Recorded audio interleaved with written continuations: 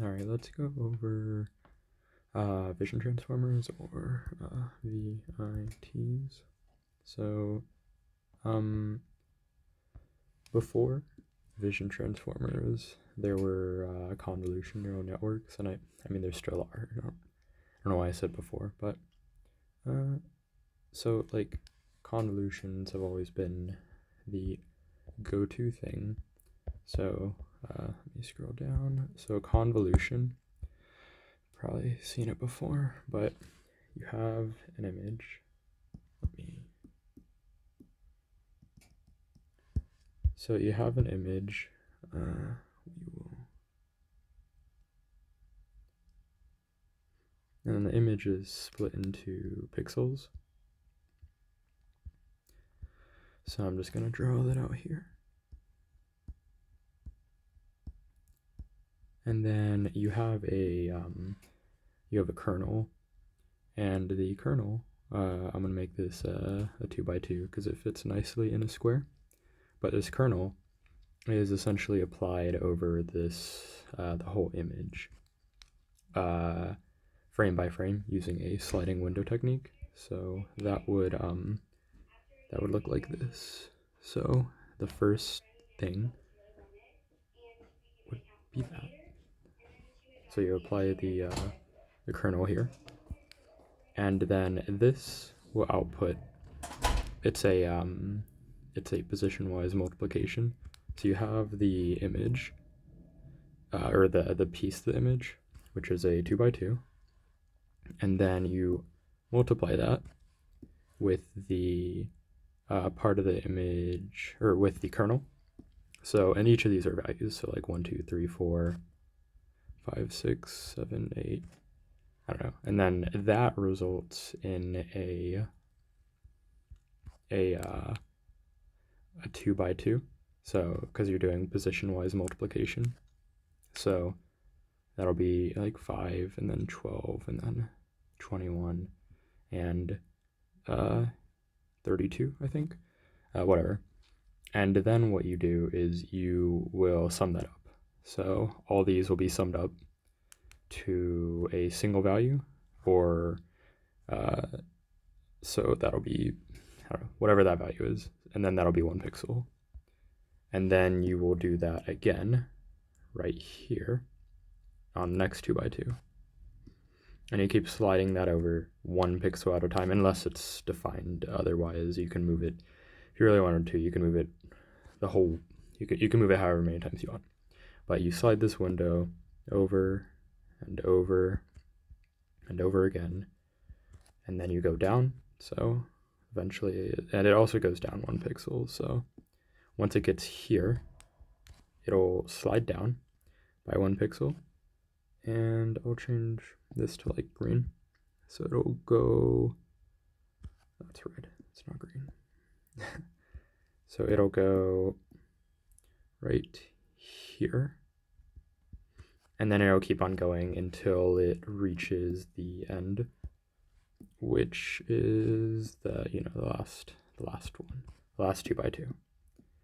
And you will end up with an image that is actually, in this case, it would be 1 pixel smaller, because you go, how many times is this? 1, 2, 3, 4, 5, 6, 7, 8. So the image is an 8x8. Put that over here. So you'll actually just go 7 times, or you'll go this way 7 times, because it starts 1 off. So it'll go 7 times. So you'll actually result in an image that's a 7x7. So it'll be 1 pixel smaller. 6. So then you do this again. So you have another filter that's a 2x2, or actually, I guess after that, you before you do another convolution, you can actually have multiple convolutions. So you'll have a second filter. So I'll make this one green. So you have a second filter, and this one will say have 4, 5, 6, 7, and that's applied to every pixel, just like just like this filter was applied to all 2x2s, this filter will also be applied to all 2x2s. So you'll actually result in multiple different output images, or filtered output images, and they each look for different things. So the output will be of shape length by width by c, or so let's say the input is, so the input's 8 by 8 by, we'll say 1, so 8 by 8 by 1. The output will be 7 by 7 by c, and each of the c's, each of these, so you got that one, you got that one. In this picture, c is equal to 4. Each of the 4 is a different filter that's applied. So each filter you can kind of think of looking for different things. So this filter may look for edges. I don't know. This filter may look for something else. But they each look for different things. And you can apply like and then after that you'll usually apply, I don't know, maybe a ReLU. So then this will be sent through a ReLU. And then that's your output, and then you'll apply another set of convolutions. So now you'll have this tensor after you apply ReLU, and then you apply new. So this was one layer, up here was one layer, and then you can apply new filters. So we can have multiple, and then you just keep doing that. If you want this image to be the same, then you can pad it, but whatever, that was before. And this was introduced with AlexNet. AlexNet was kind of the first, it kind of showed off what neural networks could do. It kind of blew everything up with neural networks, started it all. So this said, and this is kind of the first paper to show that you can achieve, in fact, better results without CNNs. Not necessarily. Pure transformer applied directly to a sequence of image patches can perform very well on image classification tasks. They also pre-train on large amounts of data, and they call it ViT, and it's pretty much state of the art. It's compared to state-of-the-art convolutional neural networks, but it's important. It's an important architecture because it kind of showed that convolutions aren't needed. You can achieve the same results with no convolutions. So let's just go into it. So first off, you have an image like this, and you will split the image. So say I have this image over here, and then we have some smiley face in it with a hat. So good. And what you'll do is you will split this image into patches. And each of these patches are 16 by 16 pixels. Of course, an image has 3 channels usually at the beginning, so it'll actually be 16 by 16 by 3. But I mean, for the rest of this, I'm not gonna. The 3 is just, it's there. So like it's assumed to be a part of this 16 by 16, but it doesn't really matter. All the operations can be generalized to that. So I'm just going to go with the 2-dimensional image because it's a lot easier. So you split it into these parts. So now you'll have you'll have 9 pieces. 3, so I'll have 9. This one kind of has a little bit of the hat in it. This one has nothing. This one also has nothing. Well, I guess I'll draw one more. So it'll kind of be like that. That'll go there, that'll go there, that'll go there, and that'll go there, and that'll go there. So you kind of just make these patches, or you kind of split this into patches, and then what you do is you take you take each of these patches and then you flatten them to a vector. So 16 by 16 by 3 so this image patch is 16 by 16 by 3. So it's still a three-dimensional volumetric space, but you flatten it to a single vector that is 16 times 16 times 3. I don't know what that is, but that's the length of the vector. Same with this vector, and same with this vector. And I'm not gonna. So then you have multiple vectors. So you went from this image that was initially a three-dimensional space, so 16 by 16 by 3, to these vectors that are of shape. So this is a three-dimensional space, and you went to this you went to this new space, or you flattened them, and then you flattened them, and then you go to a two-dimensional space, which is 16 by 16, or I guess it's the original image shape. Oh, sorry, it's not 16 by 16, it's length by width. So length by width by 3, and then you go to this new space that's length, or it'll be, I'll call it S by 16 times 16 times 3. So now it's two-dimensional, and this was three-dimensional. And it makes it really nice because now we can apply attention to it and act like it's a sentence. I just made a video on what attention is, or I just made a video going through attention is all you need. I'm not going to go into it in this video because it's very, like, it's a difficult, like, this multi-head attention.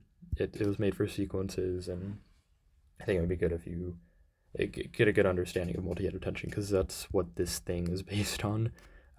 It's literally just applying the transformer, which I went over in the last video, to images. So anyways, now you have these vectors. So each of these images, or each of these patches, are a vector.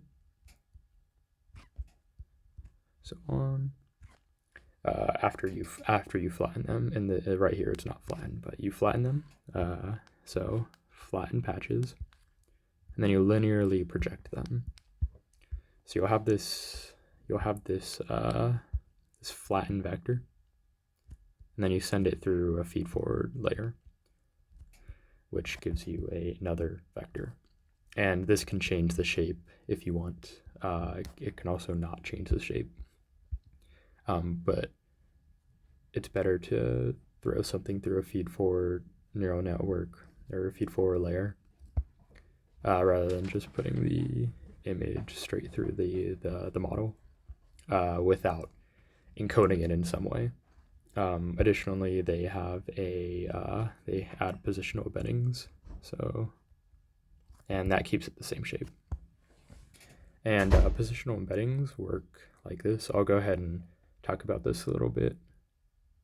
I talked about it in the last video though. And the attention is all you need. So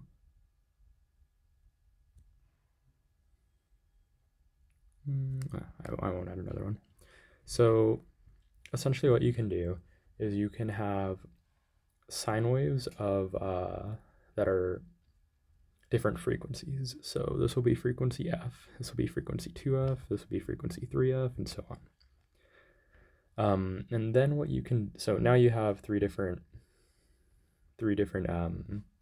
sine waves. So if we wanted this to be of shape 3, so if we wanted this to have 3 values in it, we would have 3 sine waves, and then you can get the value of those between 0 and 1.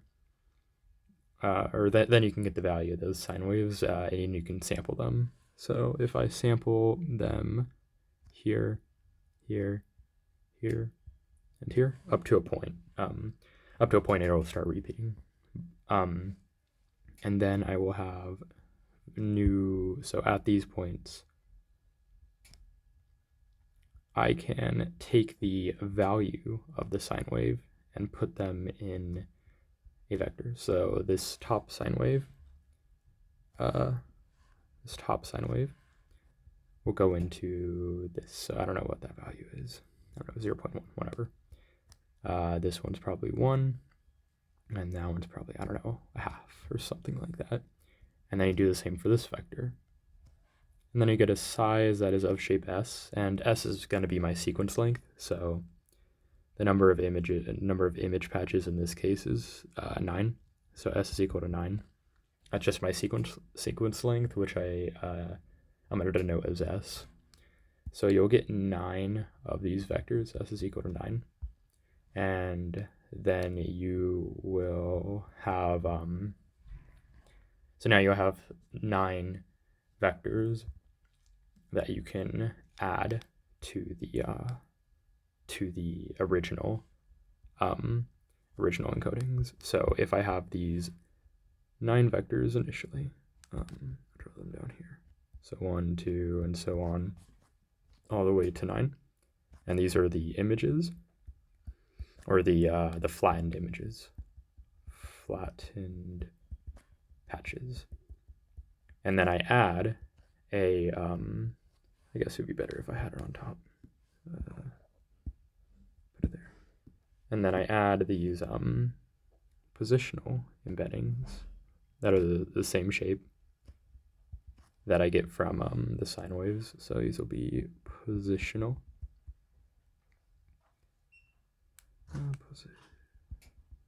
Positional. Then I get these new vectors that are the exact same shape, except it's now a combination of the image patches and positional embeddings. Because if I were just, so it's an unordered set. That's attention works on unordered sets. And if I just give you these flattened patches, you have no idea where they are in the image. Like, there's a structure here, but the structure doesn't exist once you throw it in there, except in the patch itself. Then the structure kind of exists there, but that's after you flattened it, so it kind of does. But between the patches, it definitely does not exist. There's no structure between the patches. They don't know attention doesn't know that that's first, and that this is the top left and that's the bottom right. It has no idea. So if you add positional encodings, then it does. And it adds positional encodings. They said that they tested different types of positional encodings. Let me see if I can find it.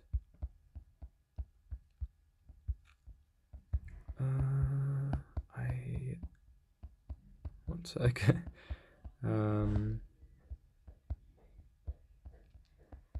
It was here. All right, here. So they test no positional information, one-dimensional, two-dimensional. The one-dimensional is just like a normal sequence. Two-dimensional, or one-dimensional is just like a sentence. Like an attention is all you need. Two-dimensional would be some way of encoding it in an image. And then, so they try 1, 2, and no positional encodings. And then relative distance between patches. I didn't really look into that one. But they find that there is a large gap between the performance of the model with no positional embedding and with positional embedding, but there's no difference between encoding the positional information. So you can use either one, and it doesn't matter. So they just go with one, and because it's easy. So, but it's really important to have positional encoding because it needs to know what each part of the image is and where it's at. So after that, they train it for classification. So they actually add this token right here, which is just some extra class token. So you can think of this image as having 9 squares and then just having this extra 1. And this extra 1 just goes there Actually, no, it's its own learned token. So it'll be this vector, and the vector also has positional encoding. I think. Oh no, yeah. So it has positional encodings. So to know that it's a class token, and it's learned. So whenever the gradients flow through here, it's actually learned, and it stays static after learning because it's just some. In a way, it's like a weight matrix.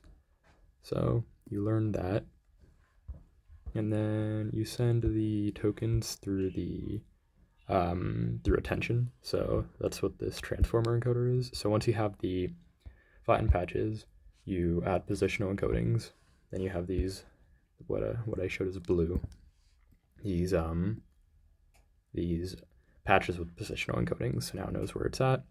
The image patches have been embedded, and now you can start doing attention on them.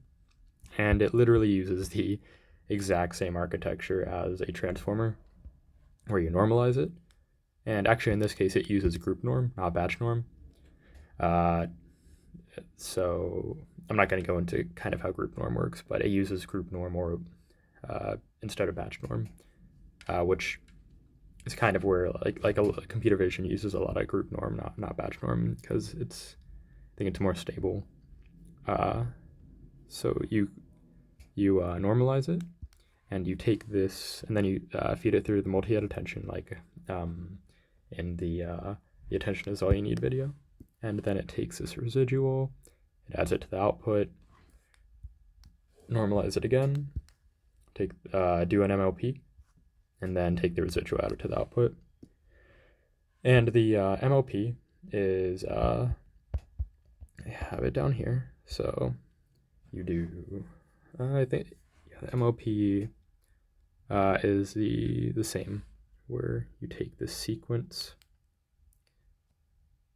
or it's just a normal MLP, like in the attention is all you need video, where it has a GLU layer in the middle. So you have this sequence of S by E, you throw it through a feed forward,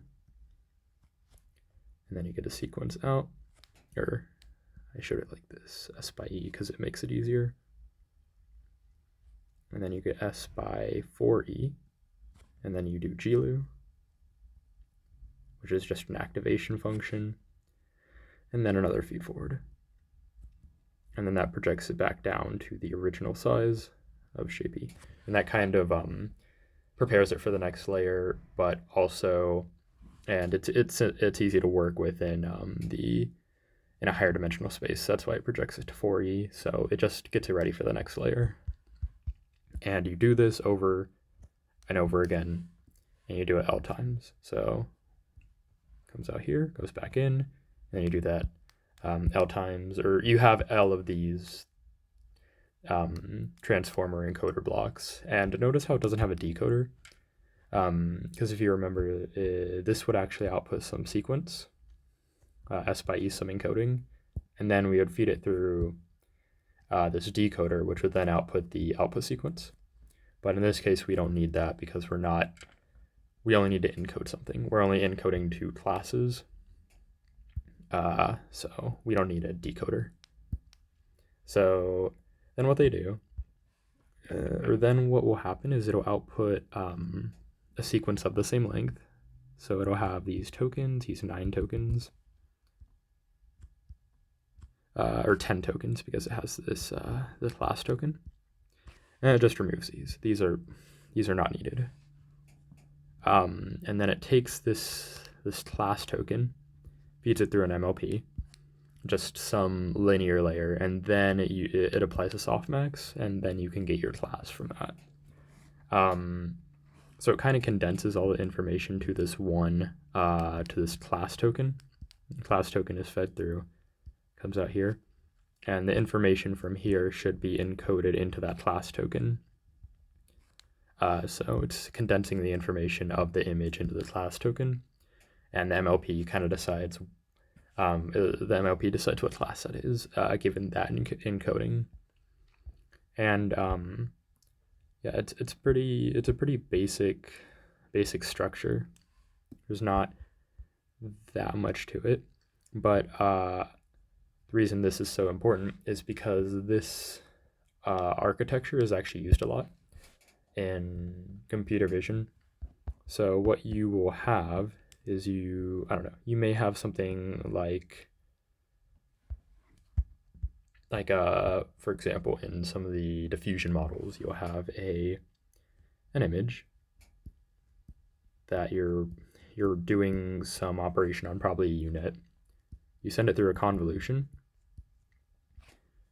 and then that outputs, we're going to say the same shape because usually you pad it because you don't want to lose dimension. You don't want to lose the shape.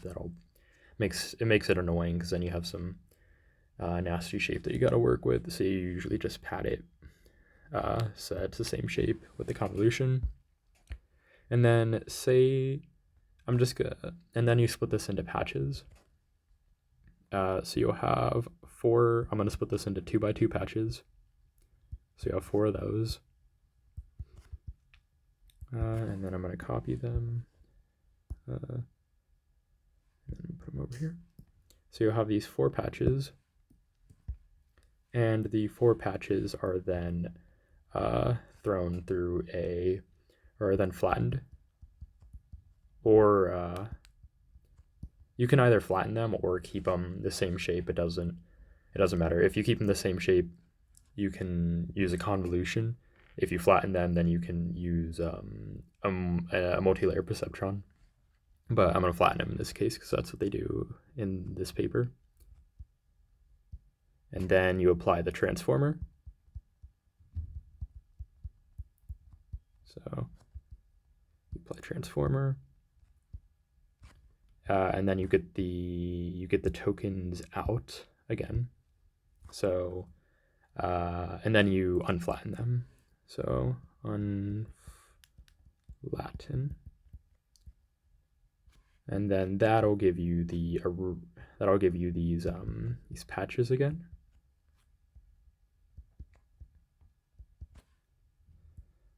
So that goes here, and then you can combine them again, like so. So now you have, you had your original image, you threw it through a convolution, you got an output, and that's here. So you got this output of the same shape. You then break up the image, you flatten it, you send it through the transformer, you unflatten it, and then you have your original image again. And the reason you do this is because attention is a global context while a convolution is local. So if we have our image again, I want to make it larger this time so you can kind of see the difference.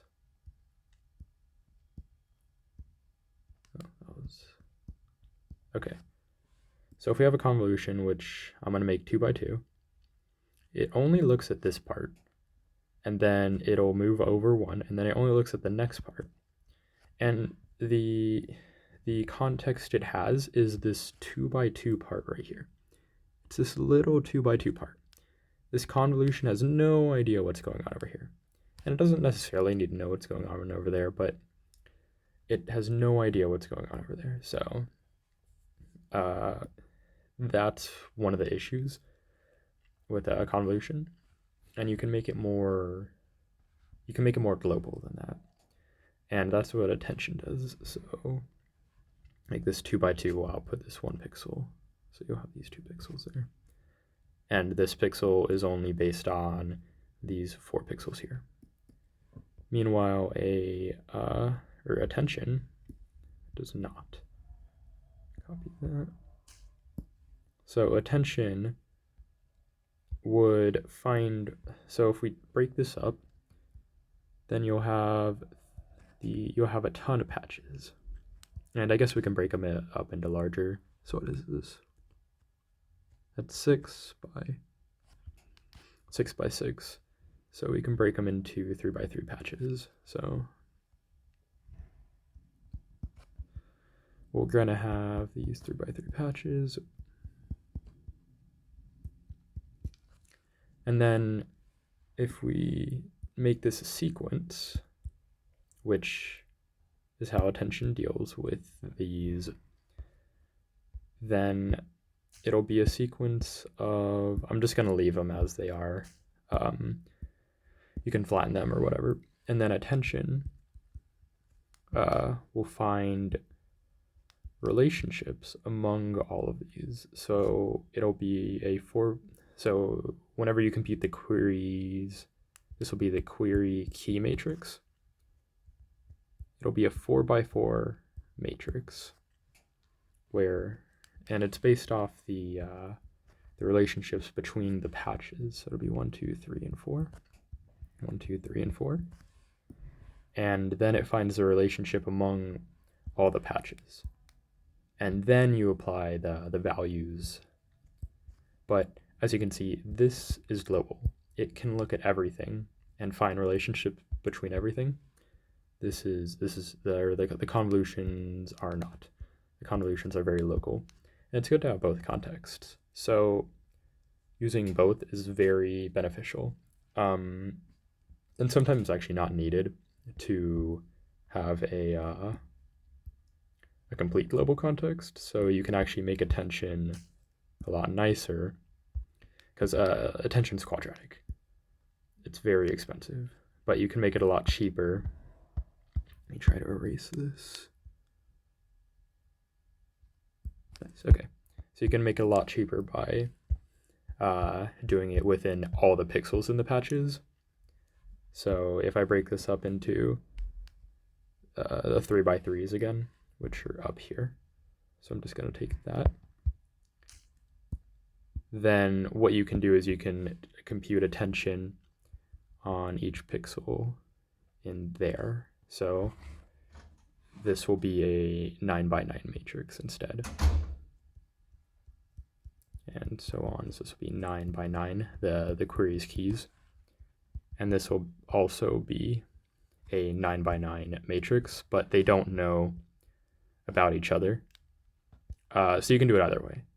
And this is like a local attention, and it's kind of like it's like a convolution, except it's a lot smaller. So you could do that, but this is where you get your global context from, and the convolution is where you get your local context from. And they actually do one final thing I want to show, they actually do a look into that, where they use where is it? It was down here. So the paper is like very long, so I need to find the right graph. There it is. So they actually make this hybrid model. I don't know if it was convolutions and then attention or a mix. Nowadays it's usually a mix, but it's still a hybrid model, and you can see here that the ResNet model kind of so the ResNet model is gray, the transformer model is blue, and the hybrid model, which is transformer and so ResNet is convolution, transformer is attention, the one they're showing, and then hybrid is a combination of the two. You can kind of see that it peaks a little under the transformer on accuracy, and the transformer actually starts really high, much higher than the ResNet, and it starts to level off a little above. And the hybrid model actually does, it looks like it performs better earlier, and it actually performs really well. Like it performs much better in general at earlier stages of training, and then later it's about equal to the ViT. I'm not sure why it's not in the last part, but I mean, you can see here that the hybrid model does really well, and so does the ViT.